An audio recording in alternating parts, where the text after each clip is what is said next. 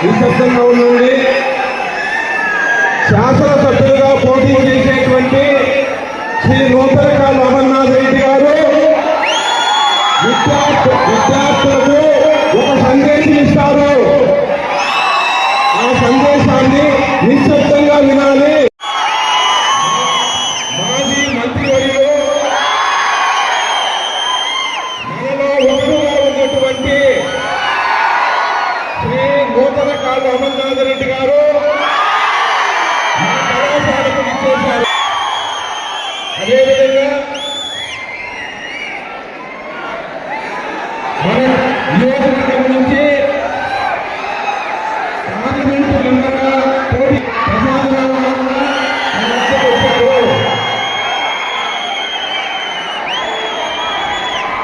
మీకందరికీ తెలుసు, మే 13వ తేదీ మన రాష్ట్రంలో ఎన్నికలు జరుగుతున్నాయి. మీరందరూ కూడా మీ ఓటు హక్కును పూర్తిగా వినియోగించుకోవాలి. మీరే కాదు, మీ ఇంట్లో అందరి ఓట్లు కూడా వేయించాలి. మన రాష్ట్రంలో నిశ్శబ్దంగా ఉంటే మాట్లాడతారు.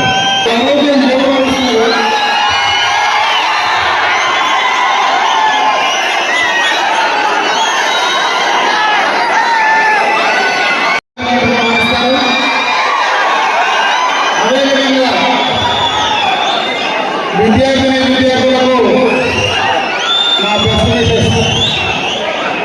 ఈరోజు చాలా సంతోషంగా మనందరినీ కూడా ఇక్కడ కలవడం. ఈ సందర్భంగా మీరంతా కూడా మొదటి ఓటు ఎన్రోల్ అయినటువంటి వాళ్ళు మీ అందరితో కూడా మాట్లాడాలని, ముఖ్యంగా మీ భవిష్యత్తుకు సంబంధించి 2-3 విషయాలు మీకు చెప్పాల్సినటువంటి బాధ్యత మా పైన ఉంది. కాబట్టి ఈరోజు మమ్మల్ని కూడా కలవడానికి నేను ప్రయత్నం చేశానని చెప్పి తెలియజేసుకుంటున్నాను. ముఖ్యంగా ఇప్పుడే ప్రసాదరావు గారు 2-3 విషయాలు చెప్పారు. ఈరోజు ఎప్పుడు కూడా మీ అందరూ ముందుకు రావాలంటే ఒక విషయం కలిగినటువంటి నాయకత్వం ఈ రాష్ట్రానికి అవసరం. ఆ విషయం కలిగినటువంటి నాయకత్వాన్ని మీరందరూ కూడా ప్రోత్సహించాల్సిన అవసరం ఉంది. ఈరోజు ఈ కాలేజీలో చాలా మంది చదువుతా ఉన్నారు. మీ అందరికీ కూడా ఒకటే నేను తెలియజేస్తున్నా, ఈరోజు డిగ్రీ అయిన తర్వాత మీరందరూ కూడా పోస్ట్ గ్రాడ్యుయేషన్ చేయాలంటే మీకెవరికి ప్రభుత్వం నుంచి అందాల్సినటువంటి ఫీజు రియంబర్స్మెంట్ అందే పరిస్థితి లేదు.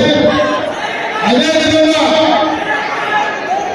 బయట దేశాలకు వెళ్ళి చదవాలంటే విదేశీ విద్యా ప్రమాణాలు ఈరోజు విద్య సంబంధించి ఈ జిల్లాలో చిత్తూరు జిల్లాలో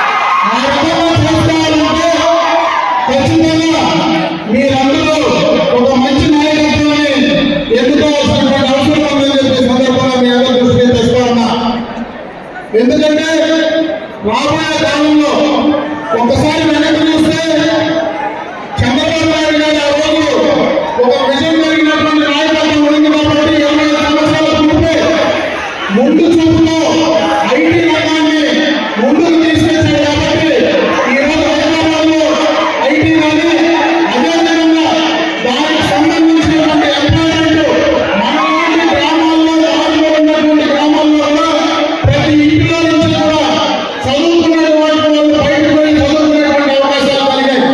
మరి అటువంటి నాయకత్వాన్ని మీరందరూ స్వాగతించి ప్రోత్సహించాలని చెప్పి ఈ సందర్భంగా మీ అందరూ దృష్టి తెస్తా ఉన్నా.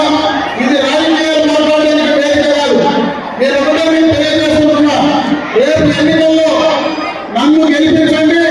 నేను తప్పనిసరిగా ఇక్కడ ఉన్నటువంటి మీ అందరికీ కూడా రాబోయే కాలంలో స్కిల్ డెవలప్మెంట్ సంబంధించినటువంటి ఉపాధి అవకాశాలు పెంచడానికి తప్పనిసరిగా నా వంతు సహాయ సహకారాలు అందిస్తా. నేను గత ప్రభుత్వంలో నేను మంత్రిగా ఉన్నప్పుడు ఇక్కడే ఈ 4 రోజుల్లో మీరు చూస్తే అక్కడ ఉన్నటువంటి ఇండస్ట్రీకి సంబంధించినటువంటి కార్యక్రమాలు కానీ ఆభరణాలకు సంబంధించినటువంటి కార్యక్రమాలు కానీ తక్కువ సమయంలో మీకు తెచ్చి చూపించాలని చెప్పి సందర్భంగా తెలియజేసుకుంటున్నా. గత ప్రభుత్వంలో ఇదే కాలేజీలో ఆ రోజు క్యాంపస్ సెలక్షన్లో నేను ఇక్కడే కూర్చొని దాదాపు 600 మంది ఆ రోజు అప్పీల్ అయితే 300 మందికి క్యాంపస్ సెలక్షన్ సెలెక్ట్ అయ్యి ఈ రోజు ఉద్యోగాలు వచ్చినటువంటి సందర్భాన్ని ఒకసారి గుర్తు చేస్తా ఉన్నా. ఆ రకంగా చేసి కొంత చూపించా ఈ రోజు మీ ఎవరైనా పైన బయట మీ కళ్ళ కనపడేటువంటి పరిస్థితి ఉంది. దాన్ని అదే విధంగా మీ భవిష్యత్తులో ఖచ్చితంగా టెక్నికల్ ఎడ్యుకేషన్ ప్రమోట్ చేయడానికి కానీ మీలో ఉన్నటువంటి నైపుణ్యాన్ని పెంచి బయటకు తీసుకురావడానికి కానీ నేను కూడా సహాయపడి చేయగలను. మీ భవిష్యత్తులో తప్పనిసరిగా చేసించేటువంటి పరిస్థితి ఖచ్చితంగా ఉంటుందని చెప్పి ఈ సందర్భంగా మీ అందరి దృష్టికి తీసుకొస్తూ ఆ రకంగా మీరందరూ ముందుకు రావాలా. మీ భవిష్యత్తు కోసం మీరు పునాది